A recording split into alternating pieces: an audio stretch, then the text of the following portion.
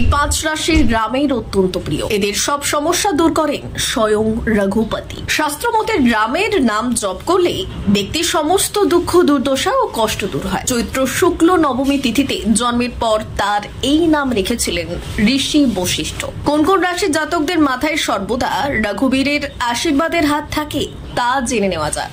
মিথুন রাশি। মিথুন রাশির জাতকরাও রঘুপতির প্রিয়।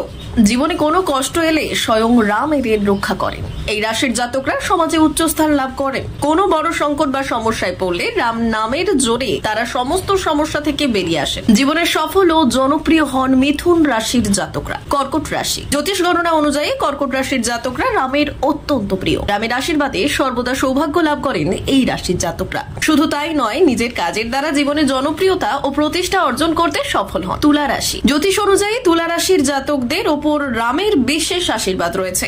এই রাশির ওপর শুক্রের আধিপত্য বর্তমান। অত্যন্ত ধার্মিক হন এই রাশির জাতকরা। কুম্ভ রাশি। জ্যোতিষ অনুযায়ী কুম্ভ রাশির অধিপতি গ্রহ শনি। পরিশ্রমী স্বভাবের হন এই রাশির জাতকরা। মীন রাশি। জ্যোতিষ অনুযায়ী মীন রাশির অধিপতি গ্রহ বৃহস্পতি। শাস্ত্র মতে এই রাশির জাতকদের ওপর সর্বদা রামের আশীর্বাদ থাকে। এমনকি তার কৃপায় এই রাশির জাতকরা নিজের জীবনে অঢেল ধন ও সমৃদ্ধি লাভ করতে পারেন।